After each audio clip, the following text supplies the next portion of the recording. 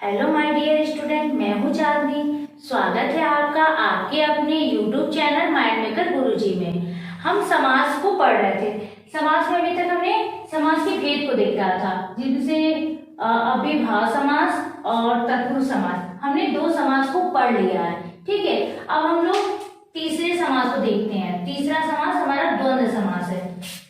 हम तीसरे समास की बात कर रहे हैं, द्वंद्व समास की। तो द्वंद्व समास को हम कैसे पहचानेंगे, क्या होता है द्वंद्व समास में, ये हम देखेंगे आज।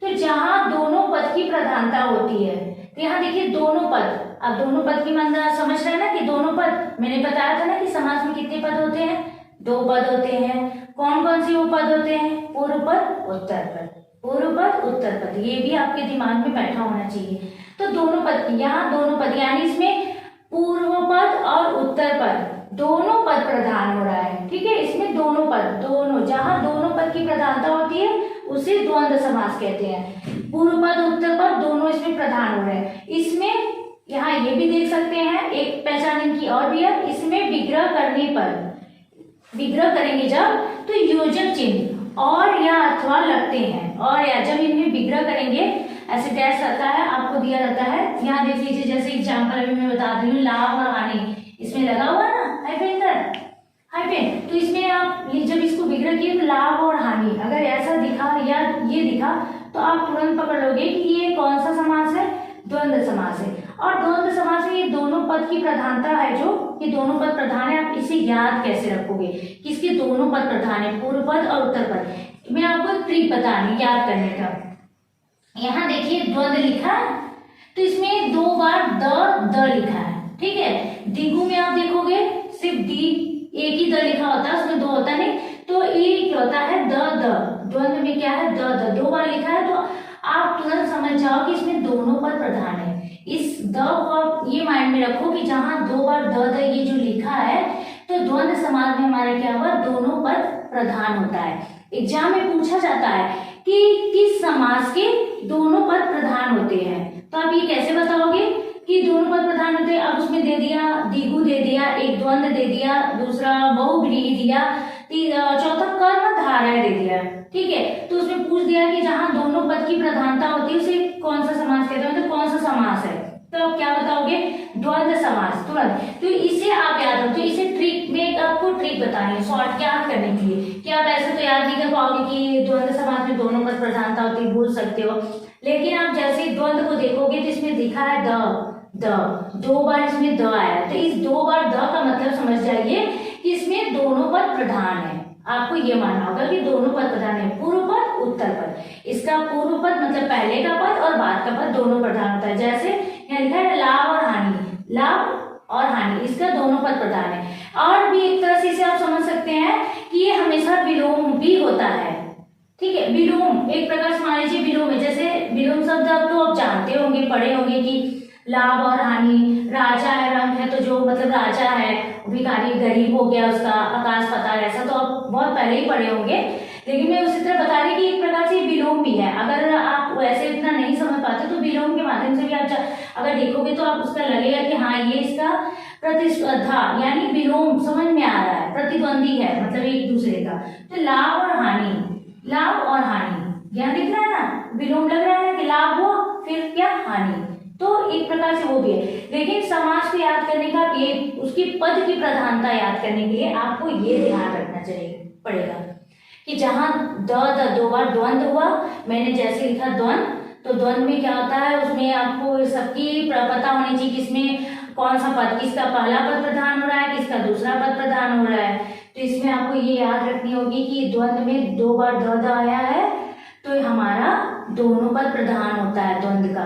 तो दोनों पद की प्रधान यानी पूर्व पद उत्तर पद। और इसमें क्या होता है, विग्रह करने पे योजक चिन्ह लगता है, और या अथवा। तो और यहाँ देखिए मैंने यहाँ योजक चिन्ह लगा रखा है ना, और तो ये है। अब मैं आपको दिखाती एग्जाम्पल, जैसे लिखिए लाभ और हानि।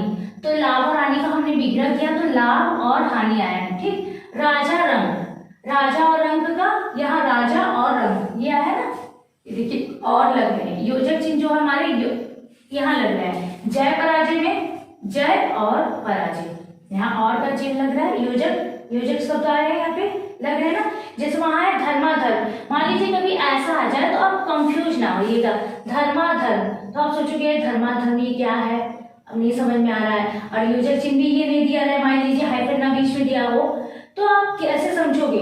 तो यहाँ धर्माधर्म, तो धर्मा है, देखिए धर्म हो गया, और इसका धर्मा धर्म अधर्म, मैंने वहां देखिए लिखा हुआ है धर्म और अधर्म होगा उसका। इसी तरह पापा पाप, पाप और अपाप होगा, ठीक है। राम कृष्ण, राम और कृष्ण ये हो जाएगा, ठीक है। तो ये है धर्म धर्म और पापा पाप। इसी तरह लाभा लाभ भी हो सकता है, लाभा लाभ हो जाएगा। और गंगा यमुना, भाई बहन, दाल भात, खरा खोटा, आगा पीछा, ये सब क्या है होगा द्वंद्व समास। इसमें दोनों पद की प्रधानता होती है।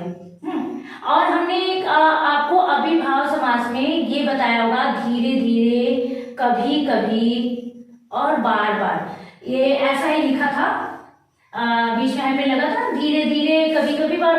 तो उसमें बताया था कि आप वो कभी मत समझिए कि ये द्वंद्व समास है, वो अभिभाव समास है, वो अपवाद स्वरूप है, इसलिए मैंने उसको आपको नोट कराया होगा, आप नोट कर लीजिएगा। अगर नहीं तो अगर इससे पहले वाली वीडियो जो हमारे देखिएगा आपको नहीं समझ में आता, अगर आप आज देख रहे हो मेरी वीडियो तो इससे पहले वाली वीडियो शुरू से देखिएगा, तब आपको बहुत अच्छे से समझ में आएगा कि मैंने कैसे बताया है, किसमें क्या है।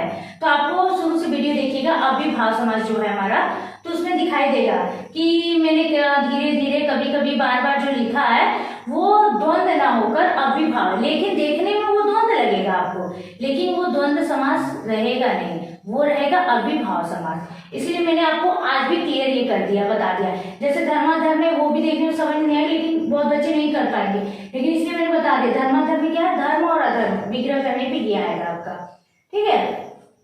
और फिर हम ये बस यही है, आप अगर द्वंद्व समास को ध्यान में रखते हैं, द्वंद्व जहां आया दो बार द लिखा है, तो आप समझ जाओ कि यहाँ दोनों पद की प्रधानता होती है, यानी पूर्व पद उत्तर पद, और दोनों पद आपको बताए हैं। अगर मैंने इसलिए यहाँ पे ऐसा नहीं लिखा है कि पूर्व पद और उत्तर पद दोनों प्रधान होते हैं, ये ना लिखकर यहाँ दोनों पद की प्रधानता लिखा है। तो आप दोनों पद तो जानते हैं कि समास में दो पद होते हैं, इसलिए मैंने दोनों पद की प्रधानता लिखी है, ठीक है। अगर मेरा आपको चैनल पसंद आता है तो लाइक और शेयर जरूर कीजिएगा, ठीक है।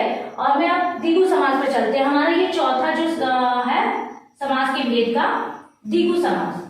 द्विगु समास को हम पहचानने का तरीका भी बताएंगे आपको। द्विगु समास की परिभाषा देख लीजिए, ये आपको तो अच्छे से समझ में आ ही गया होगा, मैंने बता दिया खरा खोटा, दाल भात, गंगा यमुना, ये जो भी है भाई बहन ऐसा।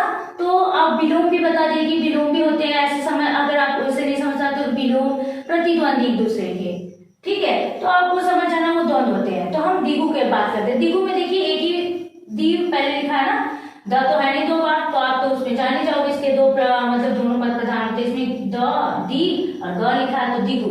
द्विगु समास, अब इसकी परिभाषा देखते हैं। जहां पूर्व पद संख्यावाची हो, देखिए यहाँ पे लिखा है पूर्व पद, मतलब पहले का पद संख्यावाची हो, और दूसरा पद यानी उत्तर पद प्रधान हो, ठीक है। इसका दूसरा पद प्रधान होता है हो, उसे द्विगु समास कहते हैं। जहां पूर्व पद बताएं, पहले का पद संख्यावाची का बात कर रहा है, देखिए यानी इसने नंबरिंग की बात की, संख्या होना चाहिए। अब इसके हम नाम पर चलते हैं।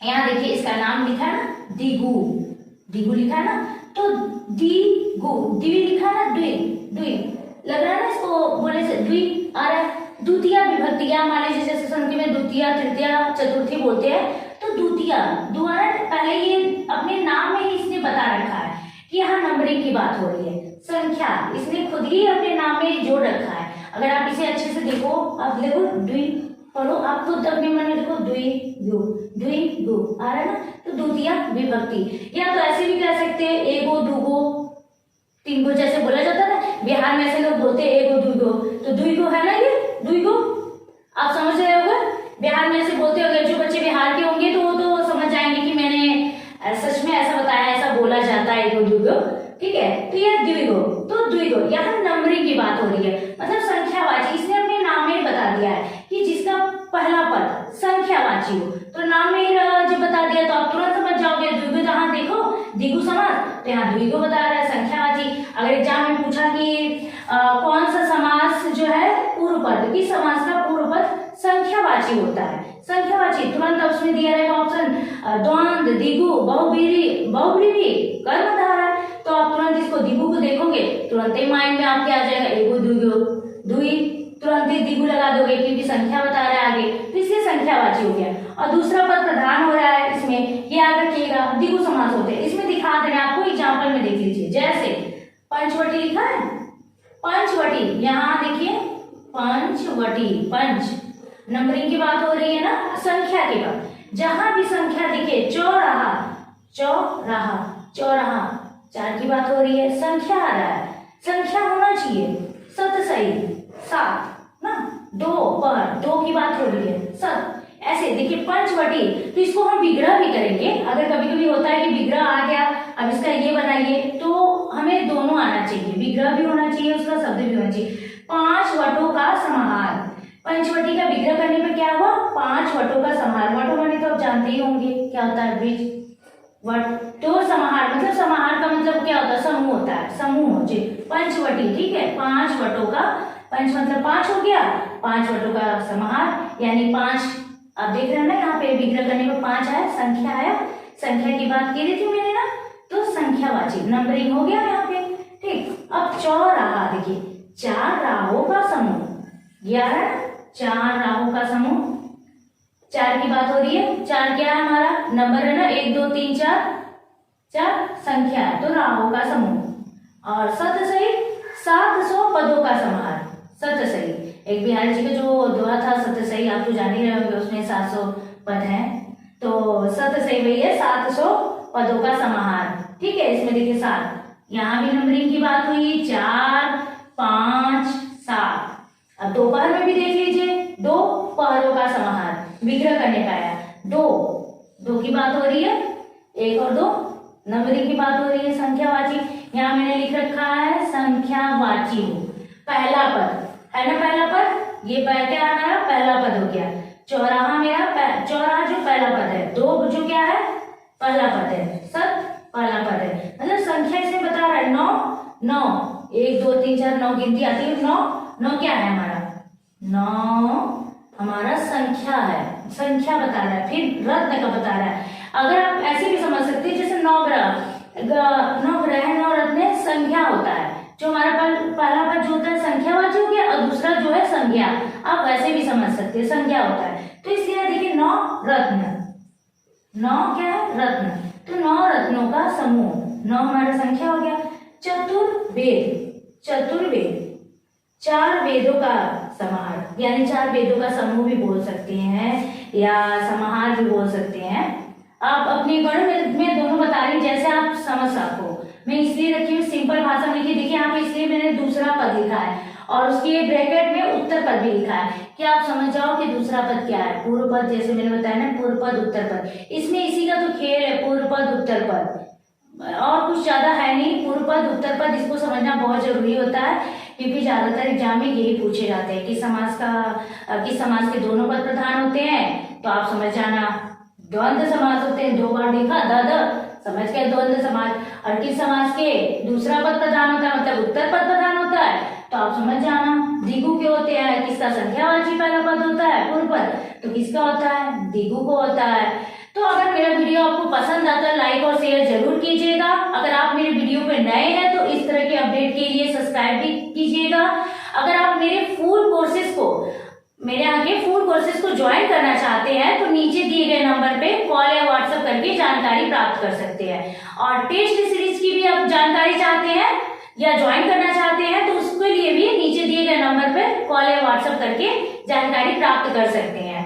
ठीक है, मैं ये आपको अभी देखिए यहाँ नौग्रह लिखा है ना, नौग्रह में त्रिभुवन अष्ट धातु, यहाँ पे देखिए 9 बात हो रही है, नंबरिंग की बात हो रही है, त्रिभुवन, लेकिन मैंने ये लिखा है, हम चाहते हैं कि ये आप खुद से इसका विग्रह करके हमें कमेंट में बताएं कि हाँ मुझे लगेगा कि आप समझे।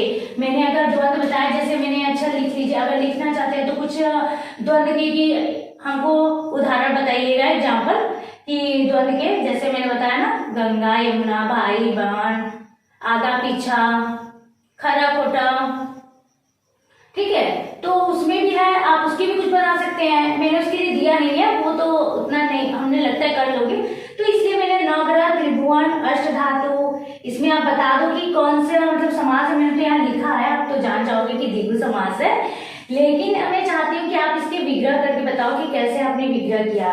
तो ये है ना त्रिभुवन, आप बना लेना। अष्टधातु, यहाँ देखिए 8 बात हो रही है, अष्ट मतलब 8 हो रहा है। तिमाही, ठीक है, संख्या की बात हो रही है। पंचमेवा बात हो रही है संख्या की। दुपट्टा में दो रहे, यहाँ पे संख्या की बात हो रही है। नवरात्रि, ये संख्या की बात हो रही है इसमें। तो हमें अगर आप ये बताओगे तो मुझे बहुत अच्छा लगेगा कि हाँ मैंने जो पढ़ाया बच्चे समझ रहे हैं और उसका कमेंट में मुझे रिप्लाई भी दे रहे हैं कि हाँ मैंने इसको किया, और मुझे लगेगा तो मैं इसके आगे और पढ़ाऊंगी, बताऊंगी कि आपको अच्छे से मेरा मतलब वीडियो जो है ना समझ में आ रहा है। ऐसा नहीं कि मैंने बता रहा है और समाज किसी को समझ में नहीं आ रहा है, तो मुझे बहुत दुख होगा ना।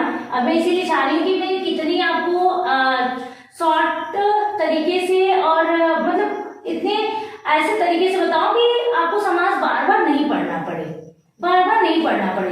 एक बार आप समाज पढ़ लो और आपके माइंड में वो सेट हो जाए कि बार बार जब एग्जाम आए तो आपको समाज पढ़ना पड़े कि समाज में क्या है, कैसे है, कौन सा समास है, क्या है, पूर्व पद क्या होता है, उत्तर पद क्या होता है, गौड़खंड, ये सब ना, और समास ये कितने भेद होते हैं। मैं नहीं चाहती कि इसको आपको बार बार रटना पड़े।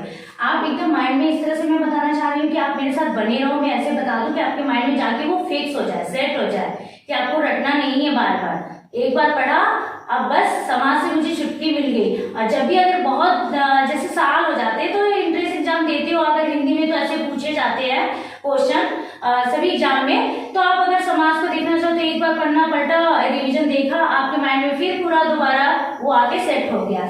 इसलिए मैं इसीलिए चाहती हूँ कि आप मैं जो दे रही हूँ तो आप कमेंट करके मुझे बताओ और मेरे वीडियो को लाइक और शेयर करो ताकि मुझे अच्छा लगे, मैं और वीडियो बना सकूँ, आप लोगों को भी पसंद आ रहा है। और अपने दोस्तों का भी हेल्प करोगे। अगर उन लोगों को समाज नहीं आ रहा है तो आप उन्हें भेजते हो, वो भी आपके द्वारा मेरे द्वारा सीख ले आते हैं जो भी, तो अच्छा रहेगा कि वो भी चाहेंगे कि अब मेरे दोस्त ने मेरा हेल्प किया, ठीक है। तो इसलिए ज्ञान बांटने से बढ़ता है ना कि घटता है, तो इसलिए ऐसा नहीं करना चाहिए, शेयर करना जरूर से। और लाइक में देखो फ्री है, उसमें तो कोई चार्ज नहीं है कि आप लाइक कर दोगे तो एक बटन में क्या जाता है यार, लाइक कर देना और क्या, ठीक है। तो ये हो गया हमारा। फिर से अगर नहीं समझ तो आप कहोगे तो फिर से मैं एक बार आपको बता दूंगी, ऐसा नहीं है।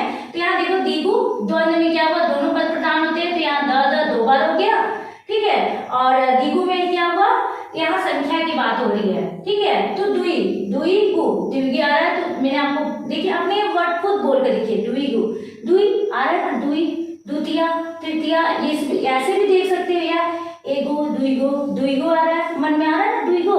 तो बिहार में तो ऐसा भाषा बोलता है, तो मान लीजिए वो लोग बच्चे तो समझ जाएंगे द्विगु, तो वो तुरंत जान जाएंगे कि द्विगु में संख्या की बात हो रही है। इसने अपने नाम में ही बता दिया कि मेरा पद जो होता है पहला संख्यावाची होता है, इसने अपने नाम में ही बता रखा है। और इसने भी अपना बता दिया है पद की जो प्रधानता होती है कि कैसे हम समझ पाएंगे, इसने 2 बार बता दिया है। तो मान लीजिए अपने से ट्रिक होता है ना कि कुछ माइंड में सेट करें कि कैसे हम इसको शॉर्ट तरीके से याद रख सकते हैं, तो माइंड में एक ट्रिक बना लीजिए, द देखा मैंने, इसमें यानी दोनों पद प्रधान होते हैं, और द्विगु है तो इसमें संख्यावाची और दूसरा पद प्रधान होता है, ये है हमारे माइंड में। और मैंने बताया था कि समास को आपको याद करने का तरीका, अब तक द्वंद्वी, बस अब तक द्वंद्वी, 6 भेद होते हैं उसके, 4 भेद तो याद नहीं है, 4 भेद तो पूछते नहीं है, लेकिन एग्जाम में वो तो जैसे टिक मार्क आती है ना, तो उसमें दिया रहता है या मूल रूप से समास के कितने भेद होते हैं, तो 4 लिखेंगे।